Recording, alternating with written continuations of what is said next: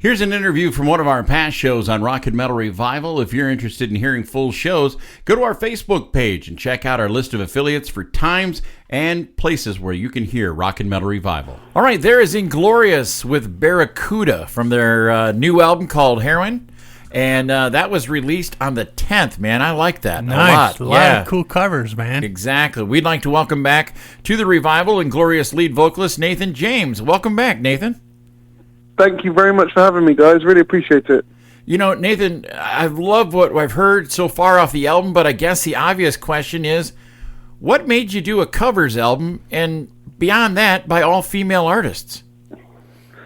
Well, as part of our record contract with Frontiers, they had us down to do a covers album, and I thought, why not get it done while we're not able to tour? Because obviously the last 18 months, no one's been touring, so after we released We Will Ride earlier this year, I thought, okay, we could get in the studio and get another album done before we get back to live shows. So that's what kind of made us choose doing it now. And what inspired the female aspect of it was that we were doing this cover of Alanis Morissette on tour, and the crowd was loving it. And I thought, okay, this is going down really well. Maybe we could put that on the covers album if we do it live. And then I thought, actually, people would be expecting us to do an album of the Whitesnakes, Deep Purples, Bad Company, Zeppelin. And it's kind of too obvious. And I wanted to show just how versatile this band is, this lineup is. And I wanted to push myself as a singer, and what better way to do that than singing songs of some of the greatest women of all time. Nice. Now, the band sounds really tight now, and it seems like you found the right chemistry as far as band members. How long did it take to get these arrangements down and recorded? It was pretty quick, actually. We demoed all the kind of arrangements up how we wanted them, and then we got in the studio, did the drums. That took a couple of days, 2 days, I think. We did the whole of the drums in, and then the boys did all the guitars at home. So that didn't take very long. They did that all, sent it back in, and then I did 4 days on the vocals. So I did about 3 songs a day, and all the backing vocals as well. And then we were done. So it's a quick process. We actually only did 6 studio days. Wow. Nice. But yeah, it sounds great. And I think what's really cool about this is even songs like Tina Turner, Nutbush City, it sounds really live still, you know? Like, it sounds like you're in the room where the band is swinging. It's great. Yeah. It's come out really well. It's got a lot to do with our producer as well, Josiah J. But yeah, we're very happy with it. Now, of all the female artists on this album that you covered on the new record, which one had the biggest influence on you, Nathan? Probably Ann Wilson. Yes. Yeah. Ann Wilson, from a singer's point of view, she's the original female voice, you know. Like, she has everything. She has everything a singer could ever want.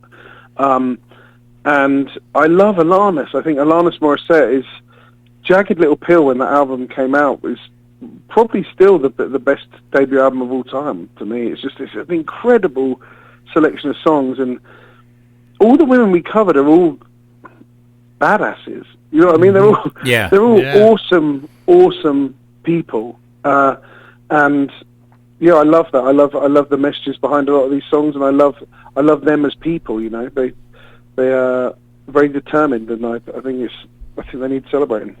Nice. Now, you got Jeff Scott Soto featured on "Bring Me to Life." How'd that collaboration come about?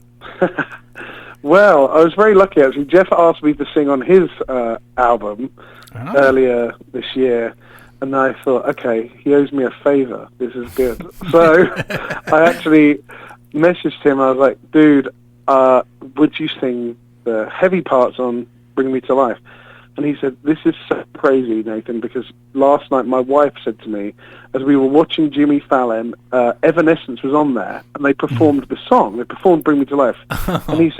And she said to him, have you ever sung that song? Like, have you ever been asked to sing that? Because you'd sing it well, obviously, because he's got such an amazingly powerful, rough voice.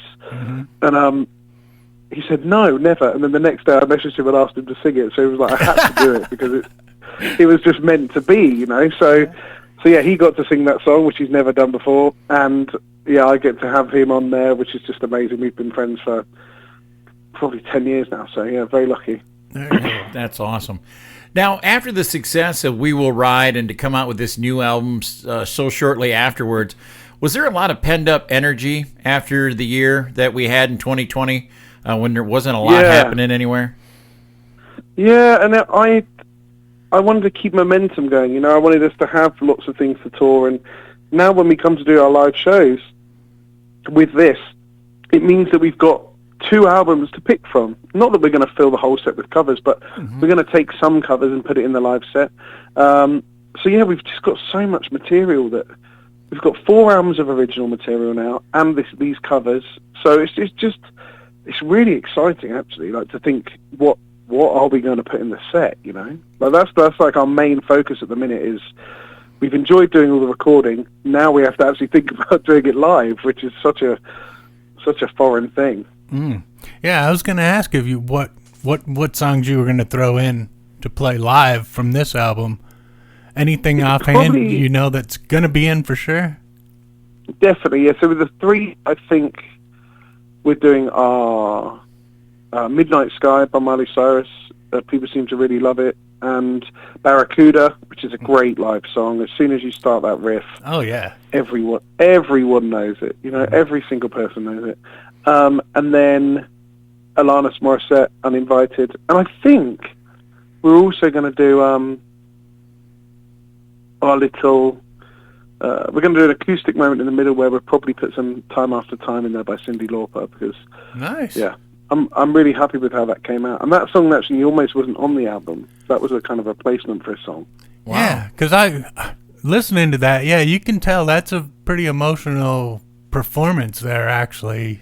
And it's a really good version. You guys really nailed it with the acoustic guitars and just vocals. Just beautiful song. Yeah, thank you, man. Yeah, we've actually on 12 string on that track is our drummer Phil. So yeah, it's amazing to make music with these guys. And the cool thing about doing this album is that obviously we didn't have to write any of it. All these songs are perfect and they already exist. So when you take away the pressure of writing, it's almost like being in your favorite karaoke bar and having 5 pints. Nice. You know what I mean? Like it's the best feeling, singing songs you love and making music with friends. And yeah, it was a really the most stress-free experience I've had in the studio ever. Nice. Now, Nathan, I know in the past that you've collaborated with Whitesnake's Joel Hoekstra. Are there any plans for you to work with Joel again when you start writing for a new original album? Maybe. He did co-write 2 songs on our We Will Ride album with myself and Phil the drummer. But I've been working with Joel over the last 5-6 months on this new project that I'm doing with Joel, Michael Sweet, Marco Mendoza, and Tommy Aldridge, which I've just had the mixes back for this album that we're doing together, and it's sounding really great, really great. So hopefully there'll be more news on that in the new year or maybe later this year. But I'm super psyched about that. I think people are going to really love it. If they love the bands that those guys are from, they're going to love what we're doing on this album. Nice. Now, your tour kicks off pretty soon. Are you guys all fired up about that? Yeah, we're on tour. We're loving it. We did 2 festivals, which we've kind of treated as warm-up shows almost for the tour, and almost just remembering how to do what we're supposed to do.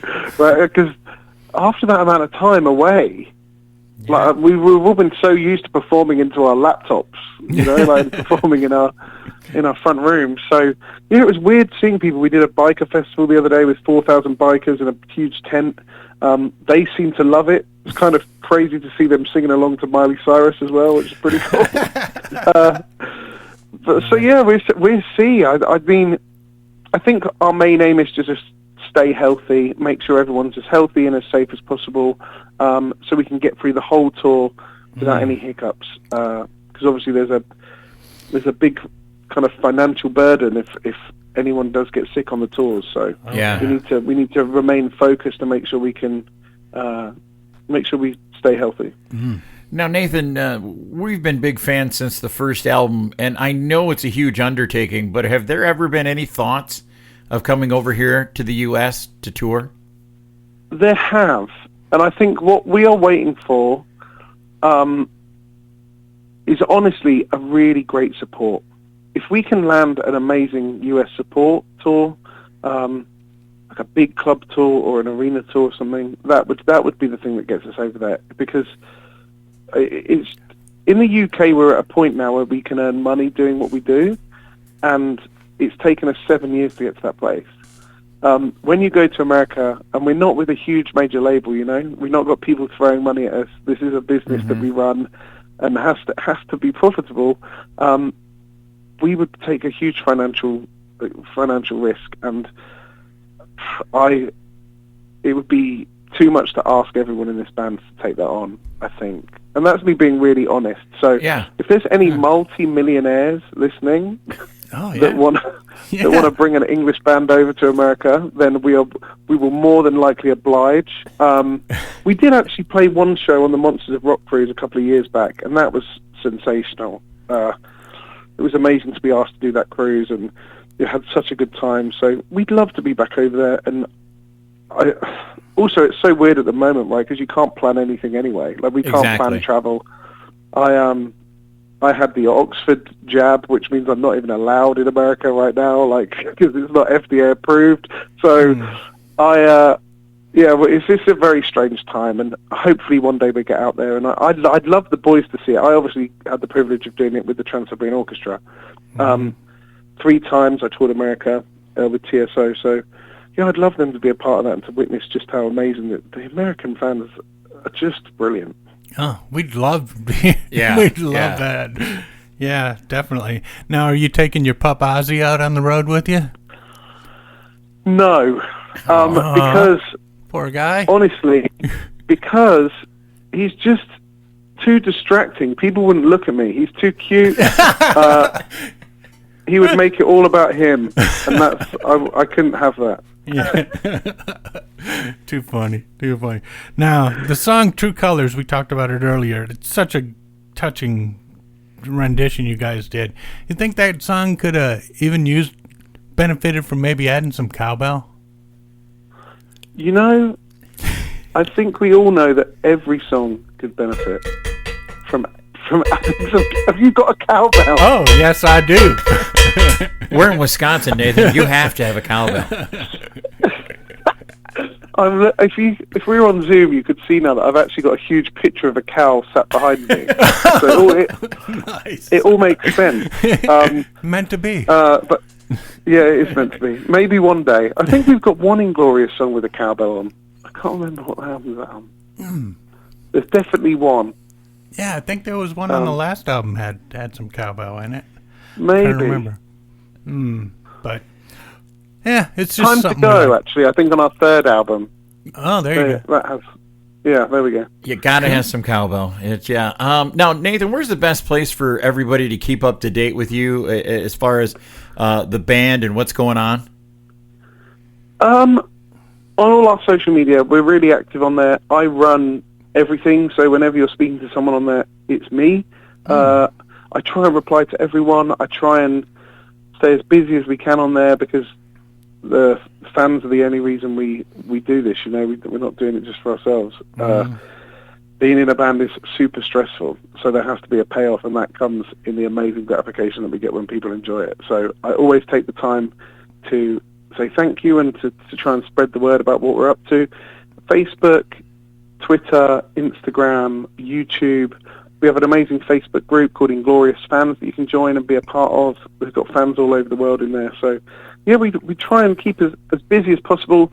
And also on our web store, inglorious.com, if there's any copies left, you can grab a copy of Heroine, and £1 from every sale goes to an amazing charity here in the UK called Women's Aid, who look after women and small girls and victims of domestic abuse, which after 18 months is something that people would have found themselves dealing with that I don't think they necessarily have before. A lot more people are spending time at home with partners and abusive partners, and not having that escapism because of lockdown. So we need to We need to do what we can. And also, if you can't buy one from our web store, if you buy a